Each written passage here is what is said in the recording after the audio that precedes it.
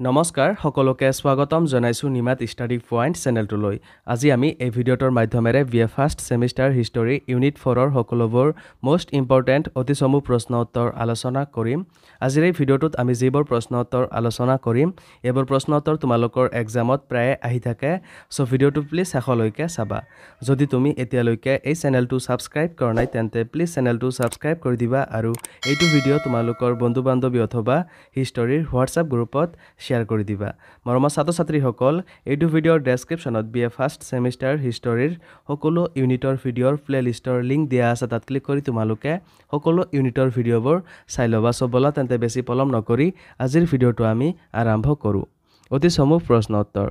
1 number প্ৰশ্ন ভাৰতৰ কোনটো যুগক সোণালী যুগ বুলি কোৱা হয় উত্তৰ গুপ্ত যুগক 2 নম্বৰ প্ৰশ্ন গুপ্ত বংশৰ আটাইতকৈ ডাঙৰ দিগ্বিজয়ী সম্ৰাটজন কোন উত্তৰ সমুদ্ৰগুপ্ত 3 নম্বৰ প্ৰশ্ন এলাহাবাদ প্ৰশস্তি কাৰ লগত জড়িত উত্তৰ এলাহাবাদ প্ৰশস্তি সমুদ্ৰগুপ্তৰ লগত জড়িত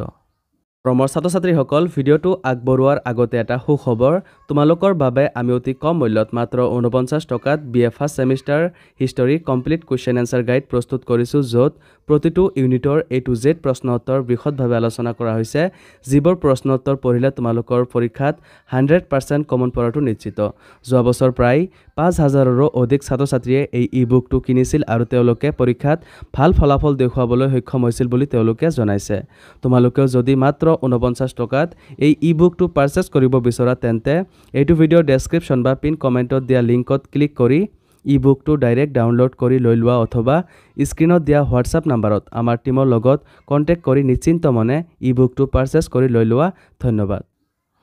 4 নম্বৰ প্ৰশ্ন প্ৰিয়দৰ্শিকা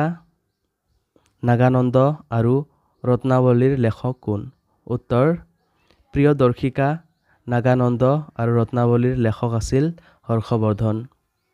5 নম্বৰ প্ৰশ্ন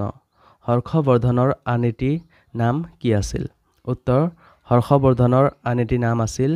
যুৱৰাজ শিলাদিত্য 6 নম্বৰ প্ৰশ্ন হৰ্ষচৰিত আৰু কাদম্বীৰ লেখকজন কোন উত্তৰ হৰ্ষচৰিত আৰু কাদম্বীৰ লেখকজন আছিল বাণভট্ট 7 নম্বৰ প্ৰশ্ন ভাৰতৰ নেপোলিয়ন কাক কোৱা হয় উত্তৰ সমুদ্ৰগুপ্তক কোৱা হয় 8 নম্বৰ প্ৰশ্ন নালন্দা বিশ্ববিদ্যালয়ৰ মুখ্য পৃষ্ঠপোষক কোন আছিল উত্তৰ নালন্দা বিশ্ববিদ্যালয়ৰ মুখ্য পৃষ্ঠপোষক আছিল ৰজা হৰ্ষবৰ্ধন 9 নম্বৰ প্ৰশ্ন কনৌজ আৰু থানেশ্বৰ ৰাজ্য দুখন কোনে একত্ৰিত কৰিছিল উত্তৰ কনৌজ আৰু থানেশ্বৰ ৰাজ্য দুখন হৰ্ষবৰ্ধনে একত্ৰিত কৰিছিল 10 নম্বৰ প্ৰশ্ন গুপ্ত যুগক ইউৰোপৰ কোনটো যুগৰ লগত তুলনা কৰিছে উত্তৰ গুপ্ত যুগক ইউৰোপৰ এলিজাবেথৰ যুগৰ লগত তুলনা কৰিছে 11 নম্বৰ প্ৰশ্ন হৰ্ষবৰ্ধনৰ সমসাময়িক কামৰূপৰ ৰজাজন কোন আছিল উত্তৰ হৰ্ষবৰ্ধনৰ সমসাময়িক কামৰূপৰ ৰজাজন আছিল কুমাৰ ভাস্কৰ বৰ্মন সো মৰমৰ ছাত্ৰ-ছাত্ৰীসকল আজিলৈ এইখিনিয়ে তোমালোকে যদি এতিয়ালৈকে মাত্ৰ 49 টকাত BA first semester history complete question answer গাইডটো পাৰচেজ কৰা নাই তেন্তে এইটো ভিডিঅ'ৰ ডেসক্ৰিপচন বা পিন কমেন্টত দিয়া লিংকত ক্লিক কৰি ই-বুকটো ডাইৰেক্ট ডাউনলোড কৰি লৈ লোৱা অথবা স্ক্ৰিনত দিয়া হোৱাটছআপ নম্বৰত আমাৰ টিমৰ লগত কন্টেক্ট কৰি নিশ্চিন্ত মনে ই-বুকটো পাৰচেজ কৰি লৈ লোৱা ধন্যবাদ